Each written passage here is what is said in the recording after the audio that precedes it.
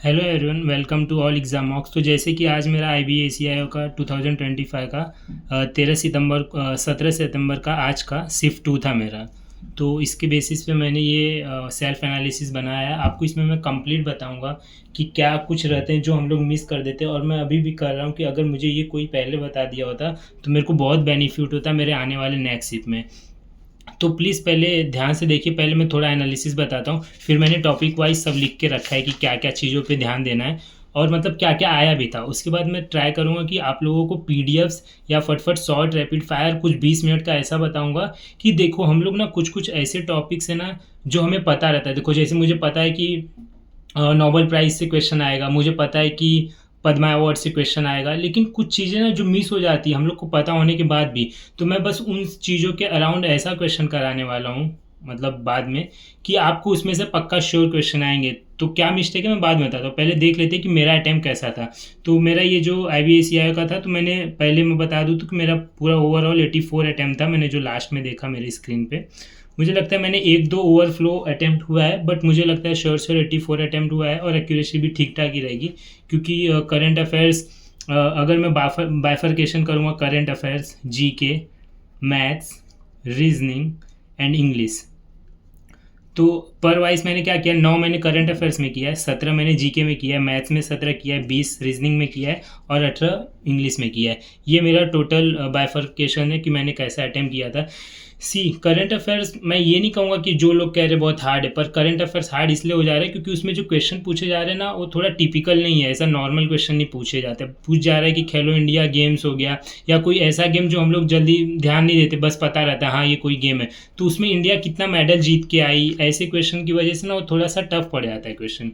उसके बाद GK में क्वेश्चन ऑलमोस्ट नॉर्मल था, डुएबल था, जिसने ज़्यादा अच्छे से पढ़ाई किया तो उसका हो जाएगा। एक दो क्वेश्चन जो थे ट्रिकी थे, बस इसमें 3 या 4 क्वेश्चन स्टेटमेंट वाले थे और बड़े बड़े नहीं थे, मतलब 4 स्टेटमेंट थे, बस 4 लाइन के थे, ऐसा कैसे, तो किसी में 2 लाइन होगा, अदरवाइज इतने ही थे। मैथ्स यहाँ पर जो था वो लेंथी था बहुत, मतलब अगर कोई करने बैठेगा तो इसमें इसका टाइम बहुत चले जाएगा, अगर किसी ने ध्यान नहीं दिया तो इसमें फंस सकता है। तो मैं तो मिडल में मैथ्स किया था करके फटाक से, जो मेरे पास 15 मिनट बचा था, फिर मैंने उसमें CA GK किया। अदरवाइज मैथ्स मेरा टाइम लिया है, मतलब नॉर्मल जो मैं टाइम देता था मैथ्स में उससे ज़्यादा मेरा मैथ्स में गया है। रीजनिंग डुएबल था, इजी टू मॉडरेट मैं कह सकता हूँ था ये भी। इंग्लिश भी इजी टू मॉडरेट, इजी तो नहीं कहूँगा बट मॉडरेट लेवल पे था, कुछ कुछ क्वेश्चन इजी थे जो आपको मैं बताऊँगा।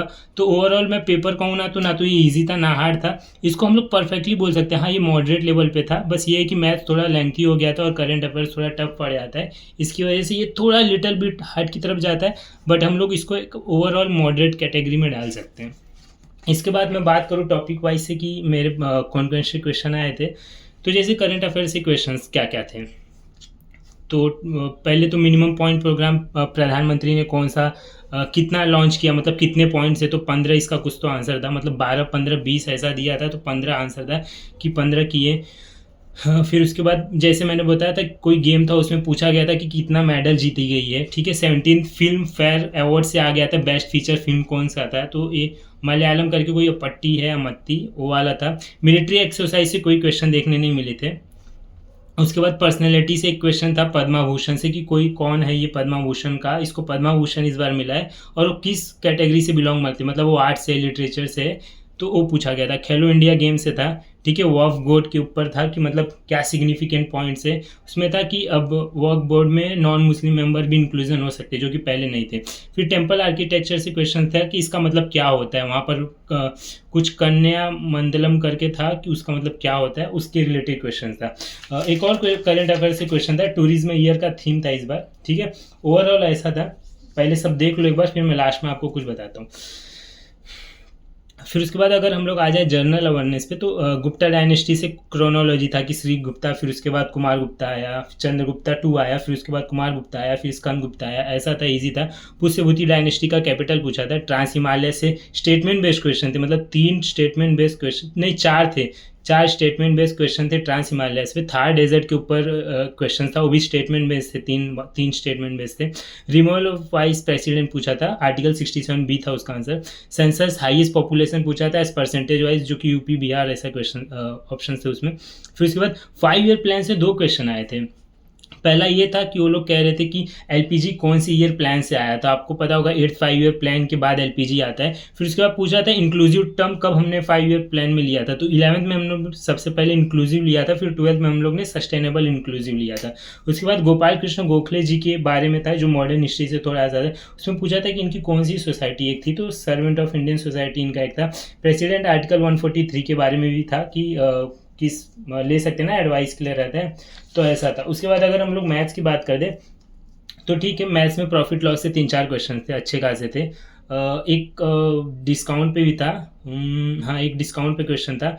ये सब लेंथी थे। सी मैंने डिस्काउंट का छोड़ दिया। फिर मैंने 2 क्वेश्चन तो मैंने ज़्यादा रीड भी नहीं किया, तो समझ सकते हो 2 भी क्वेश्चन थे। मतलब ये क्वेश्चन छोड़ने वाले ही थे, ये नहीं कि अभी मैं आपको बता दूँ वही क्वेश्चन, तो ये छोड़ने ही वाले थे, बड़े भी थे और ऑलमोस्ट कैसा था।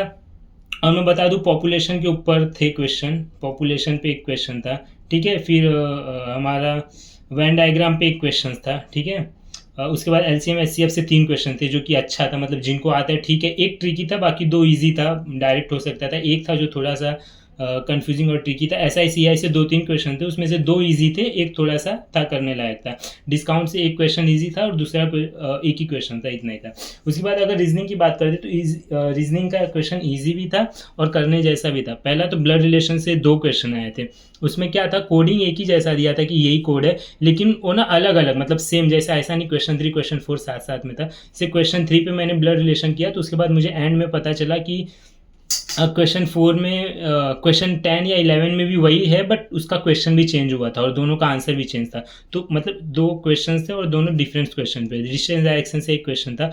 2 फ्लोर बेस्ड पजल थी, डुएबल था।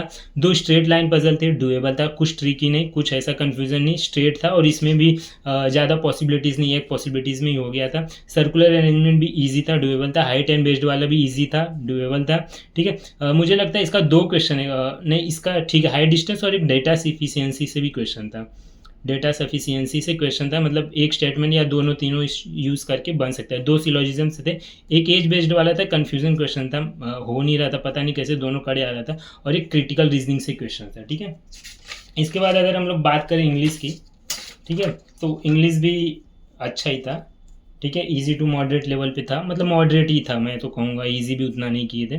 पहले पैसेज जो था ना, प्लेनेट, एक पैसेज था जो कि प्लेनेट K2-18 भी इस बार न्यूज़ में था कि उस पर एक्स्ट्रा टेरेस्ट्रियल फाउंड हुए हैं। उसमें कोई तो एक 2 केमिकल DMS और DDMS करके है, उसकी वजह से लग रहा है कि शायद वहाँ पर लिविंग बींग्स भी हो, जो किसी फ्लाइटोप्लैंक्टन्स में होते हैं। फ्लाइटोप्लैंक्टन उसको रिलीज़ करते हैं, तो उसके बेसिस पे था। उसमें एक स्केप्टिकल करके सिनोनिम्स था, ठीक है। एक स्केप्टिकल था, और उसके बाद जो भी थे, एक ट्रू वाला था कि मतलब बताओ कि स्टेटमेंट कौन सा ट्रू है, बेस्ड ऑन द, मतलब स्टेटमेंट पढ़ना था पैसेज और उसमें स्टेटमेंट से रिलेट करना था, ट्रू है कि नहीं। इन्फ्रेंस था, कंक्लूजन था और पैसेज का टाइटल बनाना था, ऐसे था पैसेज। मतलब ये सब एक साथ इसमें डाल दिया, इन्फ्रेंस भी, कंक्लूजन में भी और टाइटल में। 2 पैराजम्बल था, एक इजी था और एक मॉडरेट लेवल पे था। मैंने दूसरा वाला छोड़ दिया, पैराजम्बल एक ही किया था। 2-3 एरर के क्वेश्चन थे, मेरे ख्याल से 4 भी होंगे, मैं ध्यान तो नहीं दिया। एक प्रूव का था, एक ईडियम था, ठीक है। प्रूव भी इजी था और ईडियम भी अरेंज चेक करके था, ईडियम अरेंज चेक, ठीक है। अरेंज चेक ईडियम था। चाहिए तो आप लोग इसको कमेंट करके बताओ कि इसका क्या है ईडियम का आंसर। 2 से 3 स्पेलिंग था, मुझे तो अभी 2 ही रिकॉल हो रहा है, पर 2 स्पेलिंग्स थे। पहला वाला ठीक है, पता चल रहा था, लेकिन जो इनके दोनों थे, मतलब पहला वाला तो मैं कर लिया, पर दोनों इसके जो स्पेलिंग वाले आए थे ना, थोड़ा मतलब अलग ही थे, मतलब जल्दी सुना ना हो ऐसा थे, अनहर्ड वाले थे। 2 सेंटेंस इंप्रूवमेंट से भी थे और एक एरर था कि बताना था कि द कहाँ यूज़ होगा, तो ईजी था, ठीक है। अब मैं ओवरऑल आपको बताता हूँ कि मेरा प्लान क्या है एक्चुअली। तो मैं क्या सोच रहा हूँ पता है, कि मैंने इस एग्ज़ाम को ना डिकोड कर लिया और मैं मोस्टली सिर्फ कहना चाहूँगा करेंट अफेयर्स के लिए, जिसमें लोग स्कोर नहीं कर पा रहे और जिनमें लोगों का कम आंसर आ रहा है, ठीक है। जिनका कल एग्ज़ाम है प्लीज़ वो लोग ध्यान से देखना, हाँ, कल वालों के लिए ज़्यादा बेटर रहेगा। ये बहुत ज़रूरी, मतलब मैं तो देखो हेल्प नहीं कर सकता अब कुछ दिनों में, मैं प्रोवाइड कर सकता हूँ टॉप 100 जी के कर लो, ट्राई करूँगा टॉप 100 ये कर लो, बट मेरे को लगता है ना करेंट अफेयर्स में मैं बता सकता हूँ कि क्या आने वाला है और उस बेसिस को उतना ही करके जाओ। पहले तो मेरा ये पॉइंट है कि मैं वो नहीं कराऊंगा जो नहीं आ रहा है, मतलब ऐसा कुछ अलग नहीं कराऊंगा, मैं वही कराऊंगा। मैं पद्मा अवार्ड्स ही पढ़ाने वाला हूँ, मतलब उसका PDF लेके मैं बताऊंगा आपको। पद्मा अवार्ड्स हो गया, नोबल पीस प्राइज़ हो गया, ठीक है, स्पोर्ट्स के क्वेश्चन हो गए, ठीक है, स्पोर्ट्स के क्वेश्चन हो गए, और और भी मैं जो लिखा हूँ उसमें से मैं एनालिसिस करके अभी कर ही रहा हूँ उसको। तो ये सब क्वेश्चंस जो कुछ है ना इम्पोर्टेंट, जैसे कि तो इसके ऊपर मैं क्वेश्चन बताऊंगा कि ये है, यही अराउंड है। हाँ, जैसे नेशनल फिल्म अवार्ड हो गया, फिर ठीक है ऑस्कर वाले हो गए, जितने भी हैं ग्रैमी अवार्ड्स वाले भी हो गए हैं। तो ये कुछ क्वेश्चन है जो हमको पता है कि ये है क्वेश्चन, लेकिन इसमें से अगर आ जाएगा ना हमारे सामने तो हम लोग फंस जाएंगे। तो आप लोग फंसो ना, तो बस उसी के लिए मैं सोच रहा हूँ ये सेशन एक बनाऊँ। ज़्यादा से ज़्यादा अगर यही सी मुझे करंट अफेयर्स ही करना रहा तो 15-20 मिनट लगेगा मुझे। ठीक है, मैं कहूँगा जिनका भी एग्ज़ाम है 2-3 बार इसको देखना। वही चीज़ है, मैं बोल रहा हूँ ना वही चीज़ है, उसी में से मैं देखना ऐसा आपको फ्रेम करके वो पीडीएफ डिज़ाइन करके आपको देने वाला हूँ कि आपको पता चलेगा कि इन्हीं में से ही क्वेश्चन फंसने वाला है। अगर नहीं फंसे तो बताना, क्योंकि मुझे पता है ना कि मैंने देखो फर्स्ट शिफ्ट देखा 16 तारीख का, सेकेंड देखा, मैंने 17 का फर्स्ट शिफ्ट देखा, फिर मैंने अभी अपना 17 का सेकेंड शिफ्ट देखा। तो मुझे ये पूरे चीज़ से क्या पता चल रहा है कि कुछ चीज़ें ऐसी हैं जो मेरे आँख के सामने है, फिर भी वो हो नहीं पाती। तो कौन सी चीज़ें हैं, कैसे उसको करना है, कैसे इस चीज़ को वापस रिवाइज करना है ताकि क्वेश्चन फंस ही जाए इस बार। और मतलब क्योंकि मैं जब कर रहा था ना तो मैं जैसे पद्मा अवार्ड्स वाला क्वेश्चन नहीं किया। अब सी पद्मा भूषण में सिर्फ 19 लोग हैं ना, 19 या 13 लोग जितने भी हैं, 19 लोग हैं। तो इनमें से ही हम लोग अगर सारे लोगों के बारे में नहीं पता कर लेंगे, मतलब पूरा 113 में पद्मा श्री का याद करने नहीं बोल रहा हूँ, पर इसमें से 19 लोग का तो कर सकते हैं ना। तो ये इसमें क्या करना है ये हर एक चीज़ में मैं आपको बताऊंगा। तो thank you everyone for watching my video. अगर आप लोग को पसंद आएगा तो प्लीज़ लाइक कीजिए, शेयर कीजिए। जितना भी आपको मैं कंसाइज और प्रिसाइज तरीके से दिया हूँ कि कैसा एनालिसिस था, आई एम श्योर कि ये आपको हेल्प होगा। और तब तक के लिए थैंक यू, मिलते हैं किसी नेक्स्ट वीडियो में। Thank you everyone.